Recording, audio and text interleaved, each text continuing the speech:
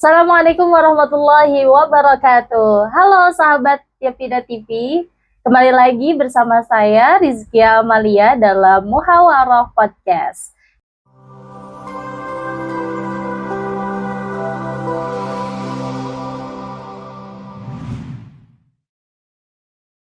Nah, sebelum kita menyambut tamu spesial kita pada hari ini, tentunya saya akan membuka dengan sebuah pantun.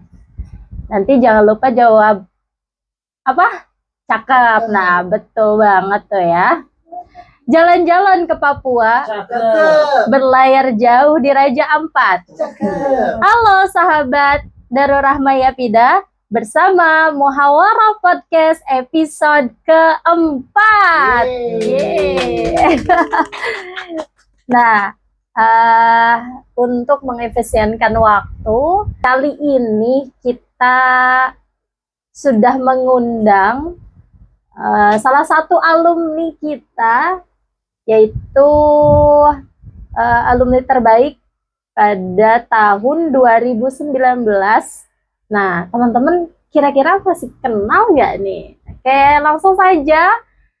Sudah hadir bersama kami di sini Ustazah Rahmi Fauzia Putri LC, Masya Allah.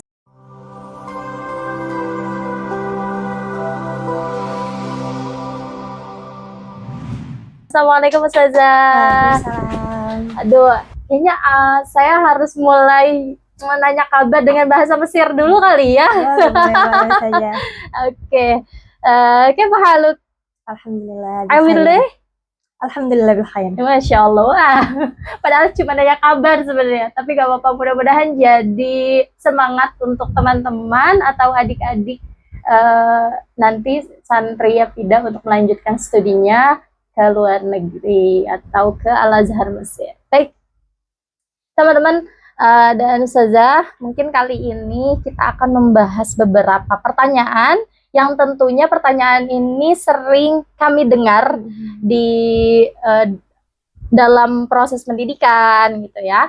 Nah, nantinya mungkin ini akan menjawab pertanyaan yang dilontarkan oleh adik-adik kita dan bisa menjadi barometer untuk adik-adik kita untuk bisa melanjutkan studi di luar negeri. Mungkin yang pertama nih, Ya.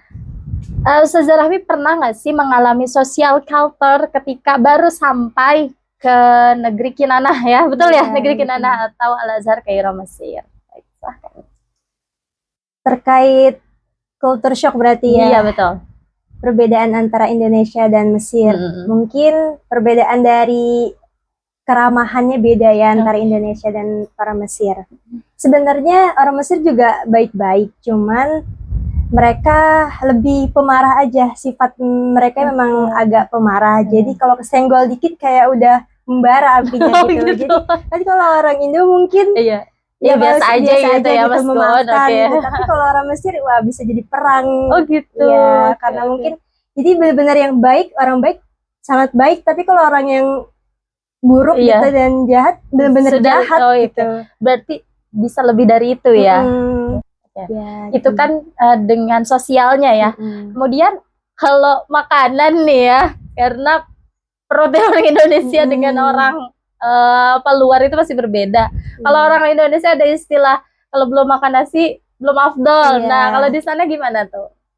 Ya sama juga, karena kita orang Indonesia, yang kita cari ya nasi-nasi juga, walaupun kan makanan pokoknya roti di sana, roti ish. Oke. Ya, tapi tetap aja pasti kalau mahasiswa Indonesia kita ya buat nasi-nasi juga di sana. Oke. Nah, kalau misalnya culture shock dalam pendidikan ya, oke ya, pasti kan ada perbedaan kuliah di Indonesia dengan kuliah di luar negeri, apalagi di negara timur tengah gitu kan.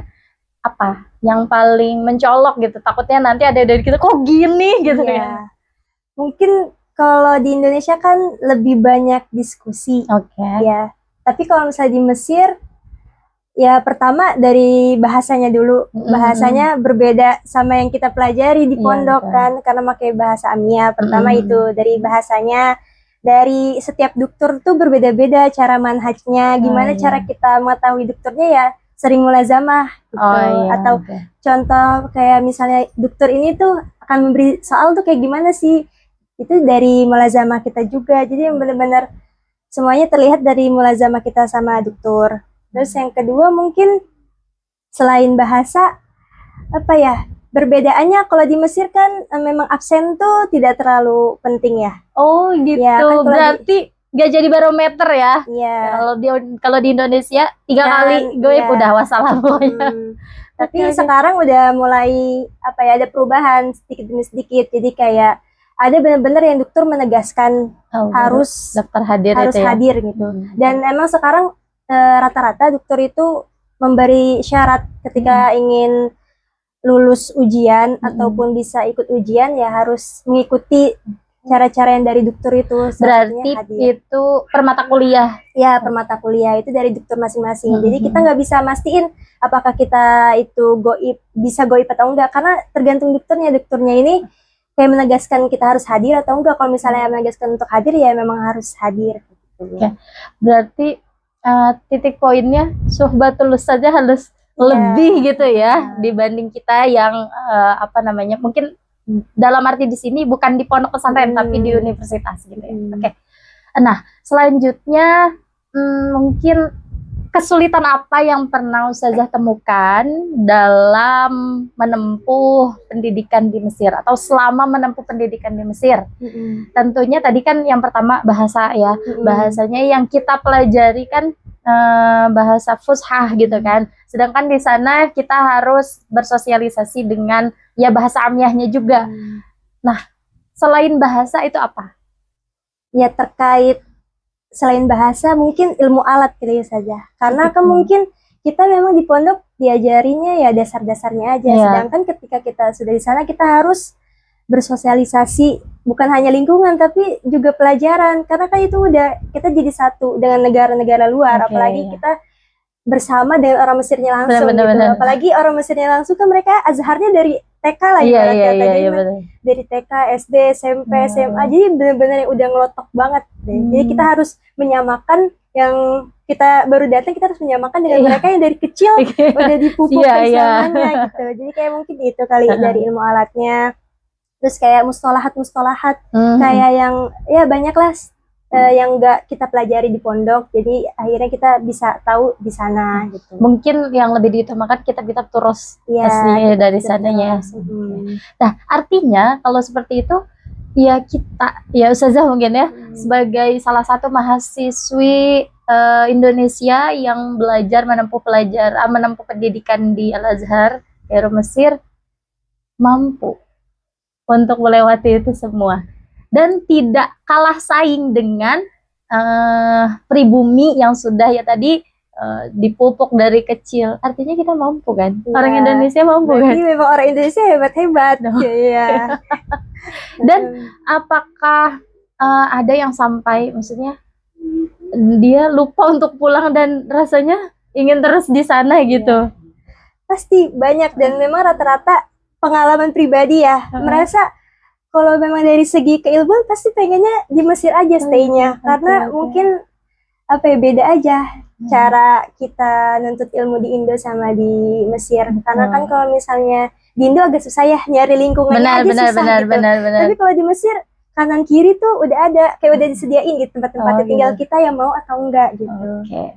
Berarti hal ini berkaitan sama halnya seperti di pondok ya. Kita mau apa enggak, guru udah di situ, mau dijemput nggak nih ilmunya gitu ya.